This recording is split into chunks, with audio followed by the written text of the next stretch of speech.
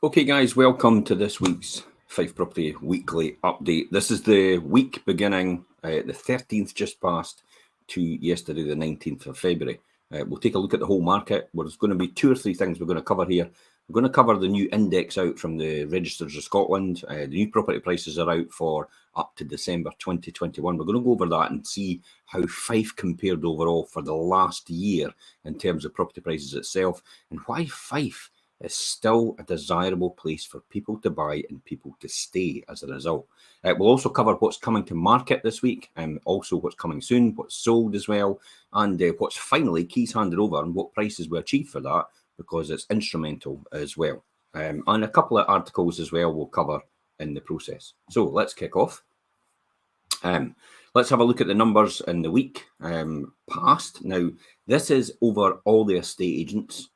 So as you'll see there, this is 115 properties sold in total in the or listed in the Fife area. There's 117 properties sold.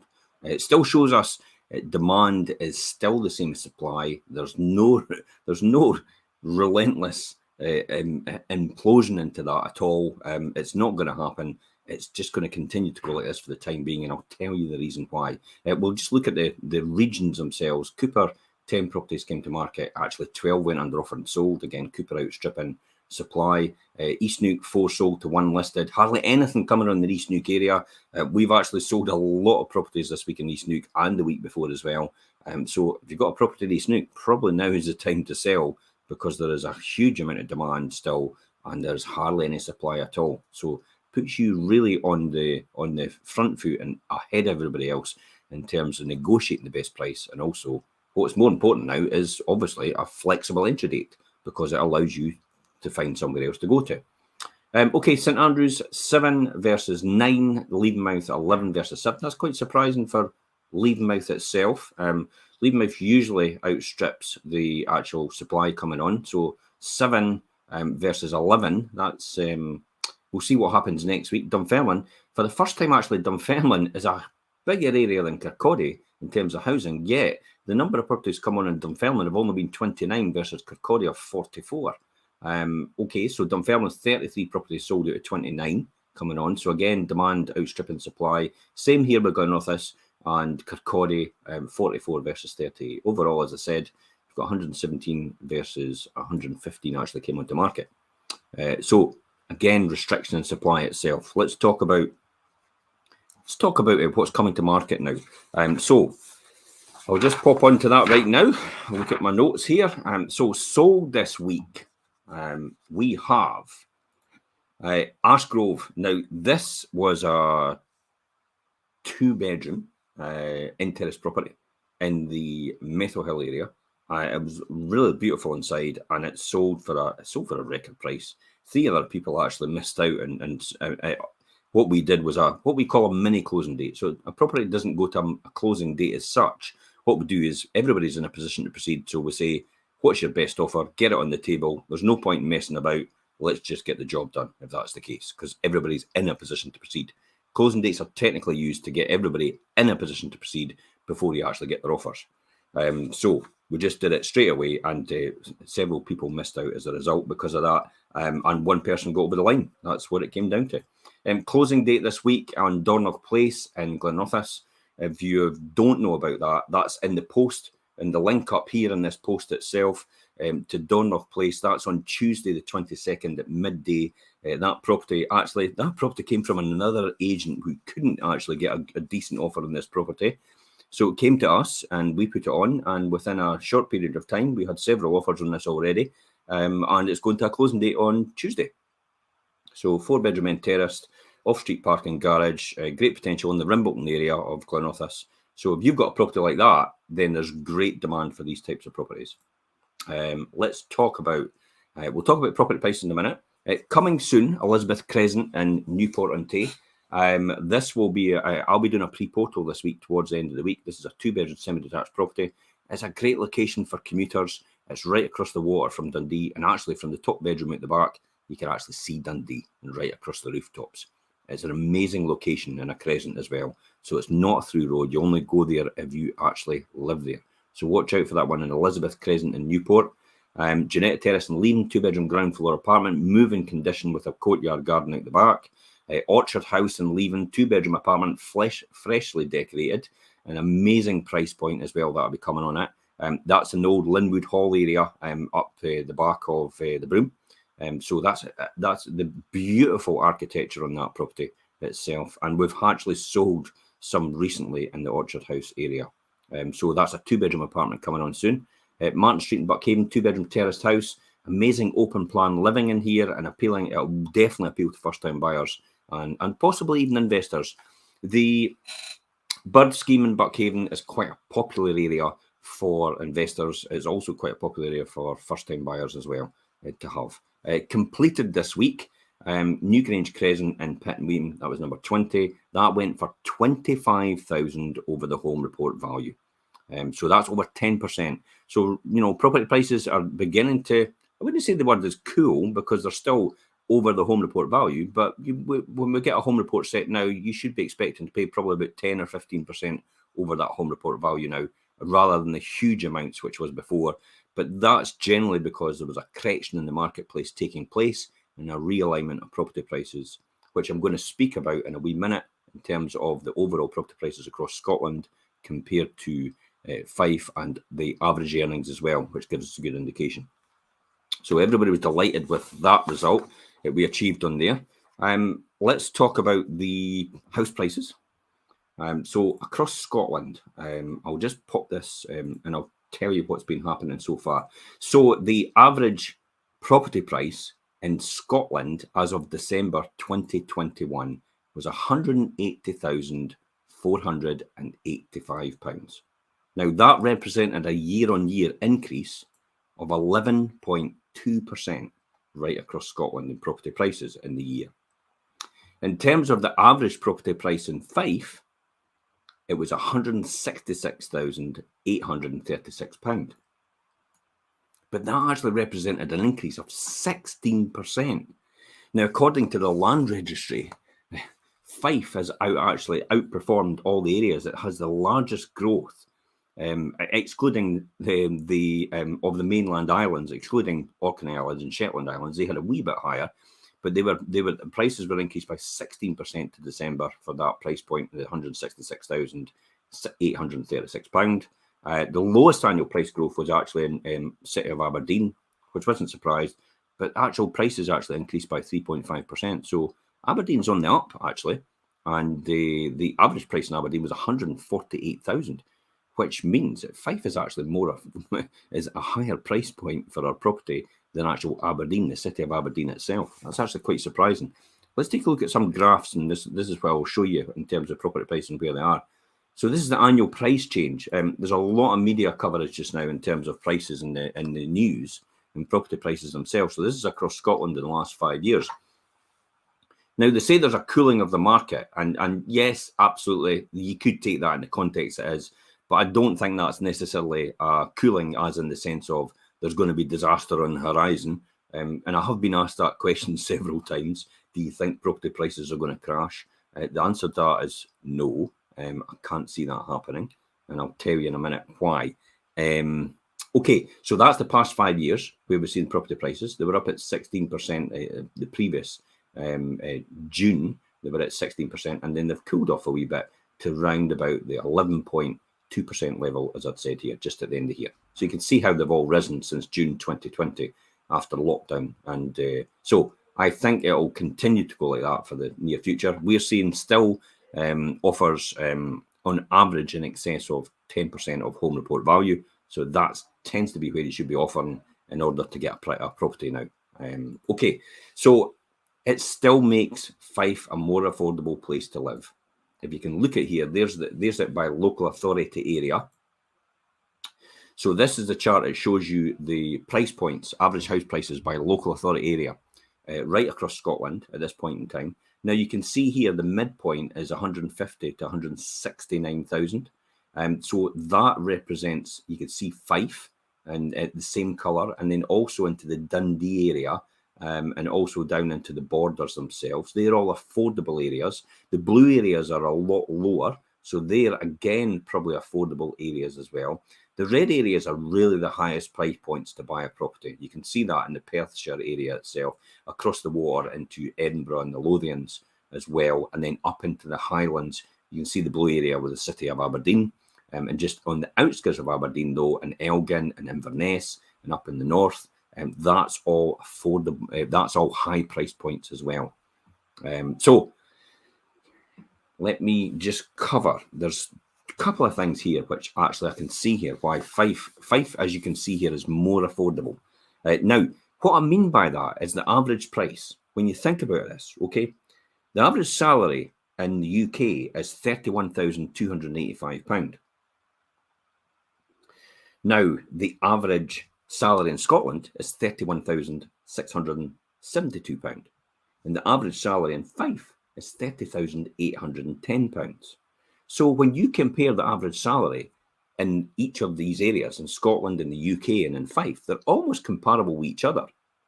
So when you take the multiplier of that, and that is the number of times the salary divides into the average property price, it means that Fife has a multiplier of 5.41 times. In other words, you need 5.41 times the average salary in Fife to actually match the average price point, house price point. In Scotland, it's 5.7 times. In the UK, it's 8.8 times, because the average salary in the average property price in the UK is £274,712, which tells us straight away that Fife is still a more affordable area, and actually it's a more affordable area to stay and actually buy a property as well, because the earnings on average are exactly the same as almost the rest of Scotland and the rest of the UK. London's earnings are actually quite higher, though. On their own, London's average earnings is actually £39,716. But right across the UK, it's £31,285, which suggests, you're only talking about a difference of about £500 between Fife and the rest of the UK itself, which means the differential isn't really isn't proportionally different from what it would be in terms of Fife, buying in Fife and buying in the UK. So it's more affordable to buy in Fife as a result. Therefore, that's why a lot of people, because of lockdown, are seeing Fife as a better proposition. In terms of economics, employment levels, we currently have 1.3 million jobs available in the marketplace for people to retrain to. Unemployment levels is sitting at a record low of 4.1%. Now, unemployment is classified, full employment in our economy is classified anything between unemployment as 4 and 6% in economic terms. So basically, the 4.1% unemployment level is almost down even below that full employment level in economic terms. The reason they call it full employment is because they expect 4, maybe 5 or 6% of people to have to retrain for the 1.3 million jobs that are available. So that's why they tend to call that full employment level. So if it gets any lower, that means we'll get to a point where we'll have we're probably experiencing it now is what we call a skills shortage, which means salaries will potentially have to go up to attract these people from other industries into the industry that has a skills shortage. That could cause a bit of inflationary pressure in the economy, which could surmount to a spiral of inflation. But most people are on fixed rate interest rate deals with their mortgage provider over a 5-year period. About 90% of people have actually fixed on fixed rate mortgages. So you won't really see an impact in the housing market for several years to come, because most people are actually on fixed rate mortgages. So there won't be a massive flurry of people having to sell their houses because they can't afford their mortgage if interest rates go up as a result. Hence the reason why I can't see any statistics right now it's going to suggest to me that there's going to be a problem with the housing market. So it's business as usual for the next 2 or 3 years. And we do expect property prices to be over the 5% level by the end of this year itself. Possibly even, you never know, it could be even in double digits again in terms of Fife. Purely for the fact, as I said, this affordability level in Fife, because more and more people from the really high price point areas like Perth and Edinburgh, and over in Glasgow are actually seeing Fife as a better proposition for lifestyle and price point, and you get more bargain for you get more property for your buck. That's really what it comes down to. So you get more property itself in terms of buying, because a 2-bedroom flat in Merchant City, it's about £400,000 or above. And yet, what could you buy in Fife for £400,000? We've just said that the average price point is 167,000.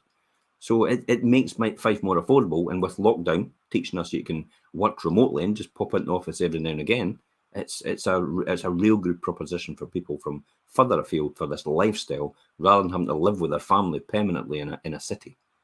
So that's where I see the market going in terms of there. Let's take a look at another graph, which is quite important. This is the average price change by property type in Scotland. So you can see there, detached is probably the highest price point. Most people have actually gone for detached houses, pushing that up. There's probably a wee bit of a shortage of detached houses as well as a result, hence the reason why they've been prepared to pay a lot more for it. Semi-detaches are about 13% increase year on year. You've got terraced at 12%, and you've got the flats and maisonettes now starting to come up in a 6% improvement. We're actually seeing this coming through right now. Now, remember, this is up to December 2021, but what we're seeing now in the marketplace is flats actually outperforming in terms of the price increases year on year. They're outperforming semi-detaches and detached houses and terraced houses as well. Flats are now the most affordable properties for first-time buyers. So if you've got a property, it's a flat in a mint condition, a first-time buyer will pay top dollar for that completely, because the terraced houses and the semi-detached houses are now becoming out of their reach. So they're opting to choose a flat or an apartment as their first option on the property ladder. So I think in this year, flats and apartments will be the best performing type of property in this coming year. Let's have a quick look at one of the other ones. This is actually quite a good one as well. This shows a 5-year period, how many properties are actually getting sold over the 5-year period in the Scotland area. So 9,000, 9,000, 9,000. You've seen that huge jump. It came out at 13,000. And then into October, it went back into 10,000, but still significantly more, about 1,000 more transactions than the average over the past 5 years as well. So again, I don't see any time soon that'll hold back or that'll stay in its place. So I hope that gives you a wee insight into the Fife property market, into the Scottish housing market, and why I think there'll be no change in the year to come. It'll still be business as usual. Still things will go. The thing that we're having right now is most people are afraid to put their house on the market. They're hesitant to do it. The reason for that is because they feel that they don't have anywhere to go and their house will sell quick. Well, the key here is your house will only sell if you want to sell it.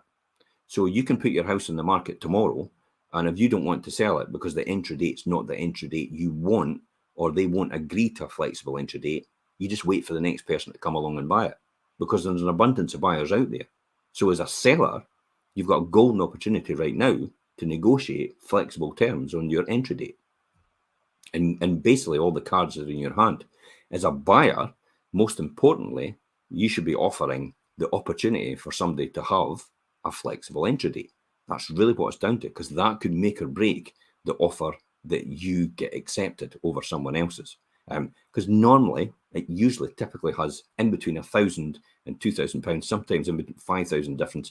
But if it's a huge amount of money, maybe a £300,000 or £400,000 house, that's going to be incidental into the fact that people are going to get the entry date that they need in order to buy the next property, because of the disruption it causes and the fact that they might have to go into rented accommodation or run about at last minute, and the stress involved in actually finding alternative accommodation because they've had to agree to a quick entry date under your circumstances.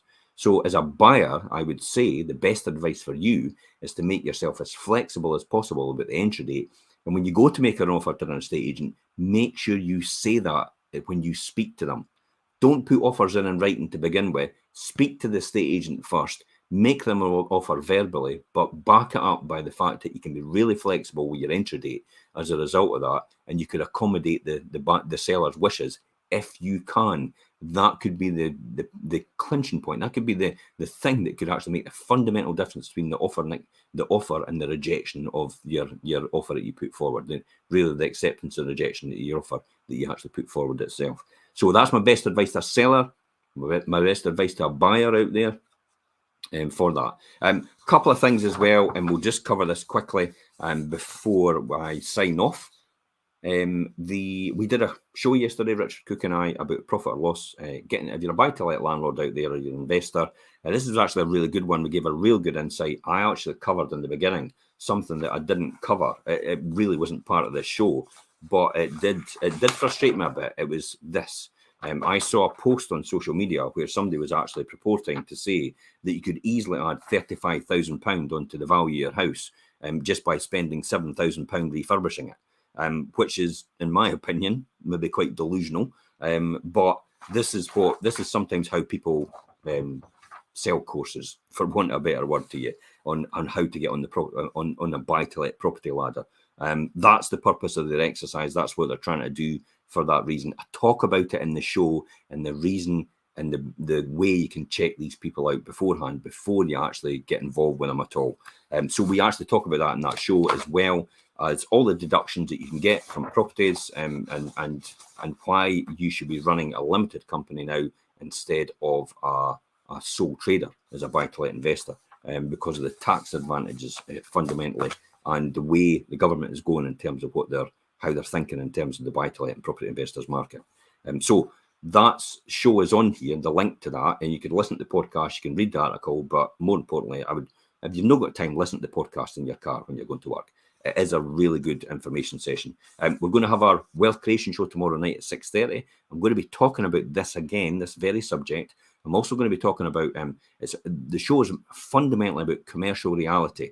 Sometimes there's frustrations that happen between tenants and landlords, and I'm going to talk about how you can resolve that issue and why you should resolve that issue, and the commercial reality of resolving that issue, or the commercial reality of not resolving that issue. So I'm going to talk about that tomorrow night at 6:30, live on my public profile. It'll be on YouTube as well. It'll be on my LinkedIn channel as well. We will broadcast to Twitter as well.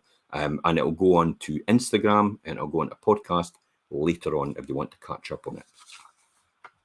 Finally, got our instant valuation tool on here. I say it every single week.